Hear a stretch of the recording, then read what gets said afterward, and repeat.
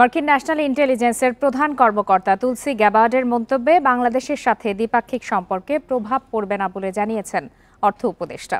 এদিকে দেশের সংখ্যালঘু নির্যাতন নিয়ে বিদেশিরা যেভাবে বলছেন সেই মাত্রায় নেই বলে দাবি ধর্ম উপদেষ্টার। এই ঈদে জামা জুতো অ্যাকসেসরিজের ডিসকাউন্ট। এ বিষয়ে আলোচনা করতে এই মুহূর্তে রাজধানীর কাকরাইল থেকে আমাদের সঙ্গে যোগ দিয়েছেন রাজশাহী বিশ্ববিদ্যালয়ের আন্তর্জাতিক সম্পর্ক বিভাগের সাবেক সভাপতি আব্দুল্লাহ আল মামুন। জনাব আব্দুল্লাহ আল মামুন, আপনাকে স্বাগত জানাচ্ছি ইন্ডিপেন্ডেন্ট টেলিভিশনে।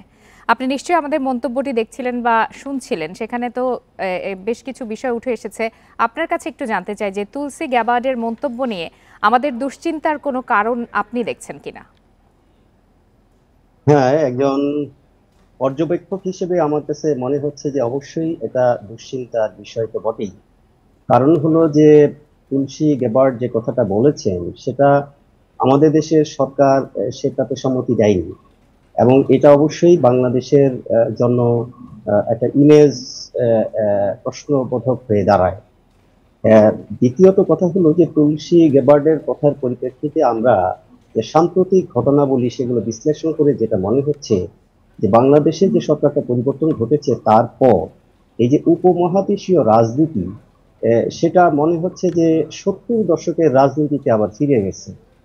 এইখানে সংখ্যালঘু নির্যাতনের প্রসঙ্গটা যদিও বিচ্ছিন্ন কিছু ঘটনাকে সামনে এসেছে, কিন্তু এগুলো ব্যাপকভাবে বিশ্ব মিডিয়াতে আসা এবং ভারতের সাথে বর্তমান বাংলাদেশের যে সম্পর্কে টানাপোড়েন, পাকিস্তানের সাথে বাংলাদেশের যে সম্পর্কের উন্নয়ন এবং সার্বিকভাবে মুসলিম দেশগুলোর সাথে বাংলাদেশের সম্পর্ক, মার্কিন যুক্তরাষ্ট্রের সাথে চীনের বৈরিতা, এই সব কিছু মিলিয়ে এই মুহূর্তে উপমহাদেশের পলিটিক্সটা আমাদের 70 দশকের রাজনৈতিক দিকে নিয়ে যাওয়ার চেষ্টা চলছে বা সেই অবস্থা বিরাজ করছে।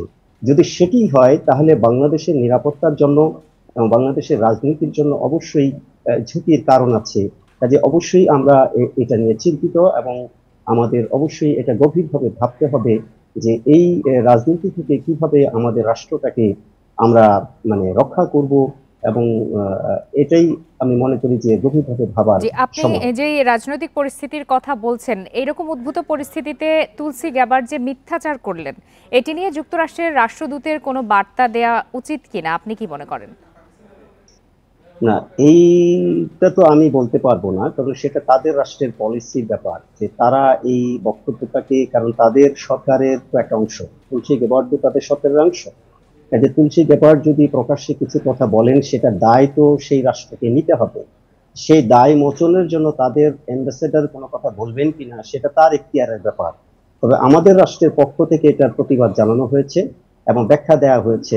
আমরা মনে করি যে এই ব্যাখ্যার পরিপ্রেক্ষিতে হয়তোবা তাদের দেশের রাষ্ট্রদূত বিষয়টা বিবেচনা করবেন যে এখানে তার কি বক্তব্য দেওয়া প্রয়োজন। তবে আমার মনে হয় যে অবশ্যই বাংলাদেশ এবং মার্কিন যুক্তরাষ্ট্রের সম্পর্ক উন্নয়নের ক্ষেত্রে বা সম্পর্ক স্বাভাবিকরণের ক্ষেত্রে অবশ্যই তাদের পক্ষ থেকেও একটা ব্যাখ্যা আসা উচিত, যেহেতু আমাদের দেশের সরকার একটা ব্যাখ্যা ইতিমধ্যে দিয়েছে। যে এই যে আমাদের দেশের পক্ষ থেকে যে ব্যাখ্যাটি দেওয়া হয়েছে সেটি আসলে এখন পর্যন্ত সন্তোষজনক কিনা, আরো কি তাদের আর কোনো ধরনের পদক্ষেপ নেওয়া উচিত কিনা, এ বিষয়ে আপনার মন্তব্য কি? না, দেখুন, এটা হলো যে আমরা যেটা বুঝলাম যে বাংলাদেশে এখন যে সরকারটা আছে এটা তো একটা ইন্টারিম সরকার। এখন ইন্টারিম সরকার যখনই কোনো দেশে থাকে তখন তাদের এক্সট্রা কিছু চাপ মোকাবেলা করতে হয়। কারণ হলো ইন্টারিম সরকারে যারা থাকেন তাদের কোনো রাজনৈতিক দল থাকে না, ফলে পুরো দেশব্যাপী জনগণের সাথে তাদের কোনো ডাইরেক্ট কানেক্টিভিটি থাকে না, এবং এই ধরনের সরকারের সাথে বহির্বিশ্বের রাষ্ট্রগুলোর সাথে দীর্ঘদিনের কোনো সংযোগ থাকে না। যখন একটা রাজনৈতিক সরকার ক্ষমতায় আসে তখন সেই রাজনৈতিক সরকারের সাথে কিন্তু সেই সরকারটা যখন বিরোধী দলে ছিল তখনও কিন্তু বিভিন্ন রাষ্ট্রের সাথে তাদের একটা যোগাযোগ থাকে। যখন সরকারে আসে তখন সেই যোগাযোগটা তারা কাজে লাগায়।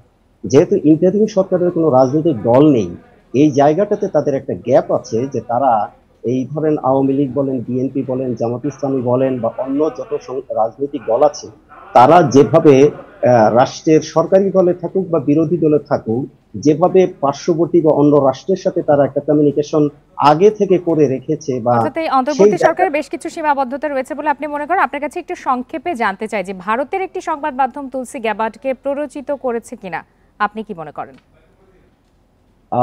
এটা প্ররোচিত মার্কিন যুক্তরাষ্ট্রের একজন গোয়েন্দা প্রধান আহ, একটা রাষ্ট্রের কোন একটা সংবাদ মাধ্যম দ্বারা যে প্ররোচিত হবেন, এটা খুবই হালকা একটা যুক্তি আমার মনে হয়। কারণ মার্কিন যুক্তরাষ্ট্র এখন পুরো পৃথিবীর একটা সোল সুপার পাওয়ার, তারা পুরো পৃথিবীকে শাসন করার জায়গায় আছে। কাজেই তারা কোন একটা পত্রিকা রিপোর্ট নিয়েই যে তারা কাজ করবেন এমন নয়। এটা আমার জি। কাছে মনে হয় না, কারণ তাদের কাছে আরো অসংখ্য ইনফরমেশন থাকতে পারে এবং তাদের যে স্টেট ইন্টারেস্ট, সেই স্টেট ইন্টারেস্টের কারণে তারা একটা রোল হয়তো প্লে করার চেষ্টা করছেন, তার বহিঃপ্রকাশ এই বক্তব্যের মধ্যে দিয়ে এসেছে।